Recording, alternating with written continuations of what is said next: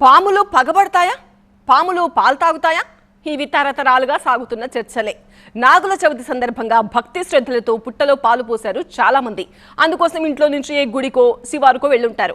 కానీ అక్కడ మాత్రం జనమంతా నాగుల చవితి వేళ ఒక ఇంట్లోకి వెళ్ళి పాలు పోశారు. ఇల్లంటే ఇల్లు కాదది, రాజాధిరాజ పుట్టమార్తాండ నాగరాజ నిలయం. మరి స్నేక్ హౌస్ స్పెషాలిటీ. కార్తీక మాసంలో నోములకు ఎంత ప్రాధాన్యమో నాగుల చవితికి అంత విశిష్టత ఉంటుంది. పాములు పాలు తాగుతాయా లేదా అనే చర్చలు, పాముల్ని చూస్తే భయాలు ఎలా ఉన్నా భక్తితో పుట్టలో పాలు పోయడం భక్తుల అనురక్తి అంతా ఇంతా కాదు. ఎవరి విశ్వాసాలు వారివి.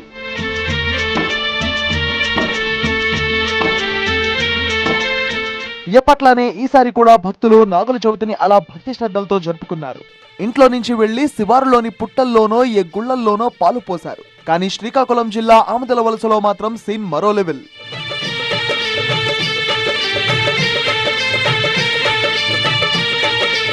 ఋషులు తపస్సు ఆచరించినప్పుడు వాళ్ల చుట్టూ ఇలాంటి పుట్టలు పెరగడం సినిమాల్లో చూసే ఉంటారు.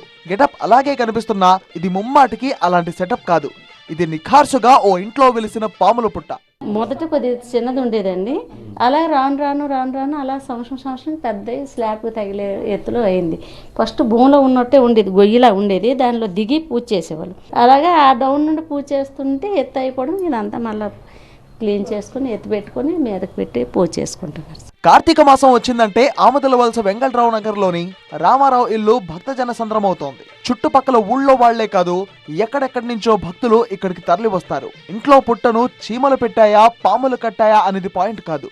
ఇక్కడ విశేషం ఏంటంటే ప్రతి ఏటా నాగుల చవితికి పుట్టపై దేవదేవతల రూపాలు కనిపిస్తాయి. ప్రతి సంవత్సరం కార్తీకంలో ఒక విగ్రహం లాగా ఏదో సైడు, కార్తీక మాసం వచ్చేసరికి ఏదో సైడు విగ్రహం లాగా తయారవుద్ది అనమాట. ఒక శివుడి స్వరూపము, నంది స్వరూపము, అమ్మవారి స్వరూపము, ఒక లింగాకారము, ఏదో ఒక స్వరూపంలో చెక్కిన శిల్పంలా తయారవుద్ది. అది ఎవరు చెక్కినట్టు ఉంటుంది అనమాట. మామూలుగా శిల్పం మామూలుగా ఉండదు. ప్రతిదీ వీడియో చూసుకుని ప్రత్యేకించి మనం పరిశీలించి చూస్తే ప్రతి పుట్టలో ప్రతిదీ ఒక విగ్రహమే. ఆ విగ్రహ రూపంలో ప్రతి సంవత్సరం కార్తీక మాసంలో వెలుస్తుంది అనమాట. వినాయకుడు రూపం కానీ, తర్వాత లక్ష్మీ నరసింహ రూపం కానీ, అక్కడ పైన చూస్తే శివాలయం, శివుని ఆకారం వస్తుంది చూడండి, కొద్ది శివలింగం, నాగమ్మలా కానీ, శివుడు గారు శివుని రూపం కానీ అలాగలా ఇక్కడ చూస్తే సర్పరూపం, అలాగలగా ఆ రూపంలో మనం చూసుకుంటూ దేవుణ్ణి కొలుసుకుంటుంటాం అనమాట. ఈ ఇల్లు ఇప్పుడు స్థానికంగా నాగరాజు నిలయంగా ప్రసిద్ధికెక్కింది. ఈ సందడి వెనక 3 దశాబ్దాల చరిత్ర ఉంది. అసలు పుట్ట ఎలా వెలిసింది? నిజంగా ఇప్పటికీ ఇక్కడ సర్పం సంచరిస్తోందా? రామారావు కుటుంబం ఎందుకని ఇళ్లు ఖాళీ చేశారు? భయంతోనా భక్తితోనా? మేము ఒక 30 సంవత్సరాల క్రితం ఒక పురిల్లు కట్టుకున్నాం. ఈ పురింట్లో ఉండేవాళ్ళం. ఆ పురింట్లో సామాన్లు పెట్టుకునే దిమ్మ అది. ఆ దిమ్మలో 2-3 సంవత్సరాల పాటు మామూలుగా ప్లెయిన్గా ఉండేది. 2-3 సంవత్సరాల తర్వాత ఆ దిమ్మ పైన చిన్న దేవ స్వరూపం కనిపించేది, పుట్ట స్వరూపాలు కనిపించాయి. అది తొలగించడానికి మేము తొలగించాం కూడా 2-3 సార్లు. తీసేయడం వల్ల మా అమ్మగారికి చాలా ఇబ్బంది కలిగింది. అలాగే మా ఇంట్లో కొన్ని సమస్యలు కూడా రావడం జరిగింది. తెలిసిన వాళ్ళని పంతులను ఆన్లైన్ అడిగితే అది దేవుడి స్వరూపాలు, మరి అది తీయడానికి అవ్వదు, తీయకుండా పూజ చేసుకుంటే బాగుంటుంది, మీకు అన్ని విధాలా బాగుంటుంది అని చెప్పారు.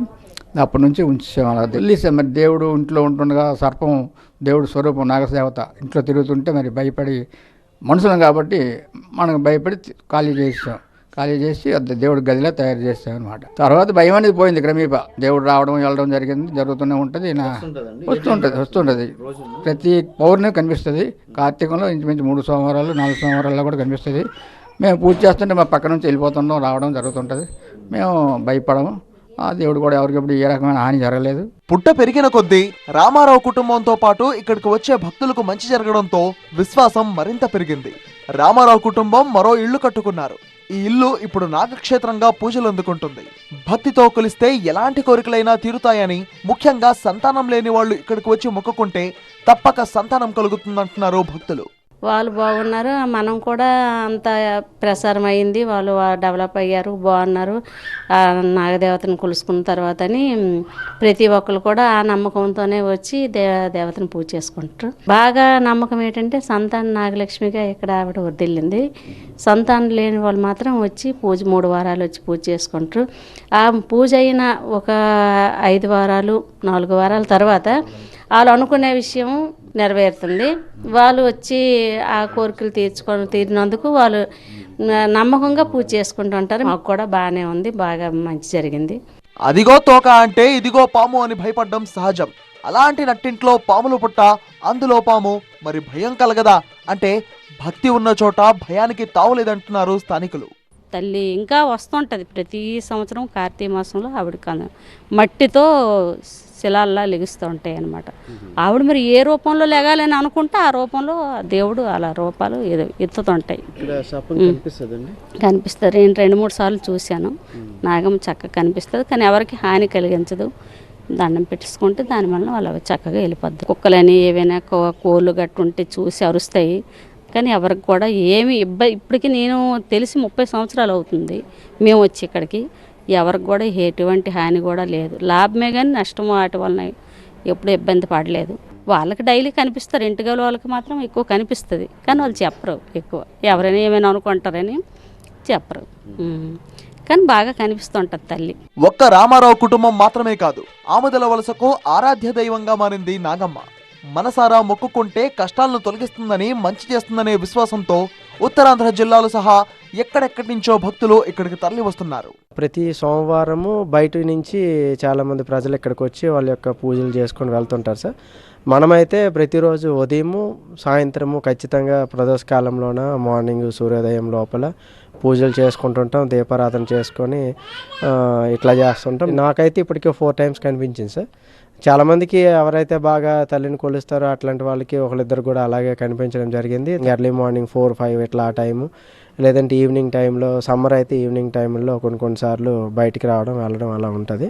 బట్ ఎవరికి అయితే ఎటువంటి హార్మ్ఫుల్గా ఏదైనా ఇబ్బంది కలగడం కానీ చేయడం కానీ ఆ తల్లి వల్ల కానీ ఎటువంటి ఇబ్బంది ఏం లేదు. ఒకవేళ జనాలకి ఎదురుపడినా కూడా వాళ్ళు ఆ తల్లిని మొక్కుకోవడం వల్ల మళ్ళీ వెంటనే ఆ తల్లి వెళ్ళిపోవడం ఎట్లాంటిది ఉంటుంది, కానీ ఎవరికి ఎటువంటి ఇబ్బంది అయితే ఇంతవరకు కలిగి. యద్భావం తద్భవతే.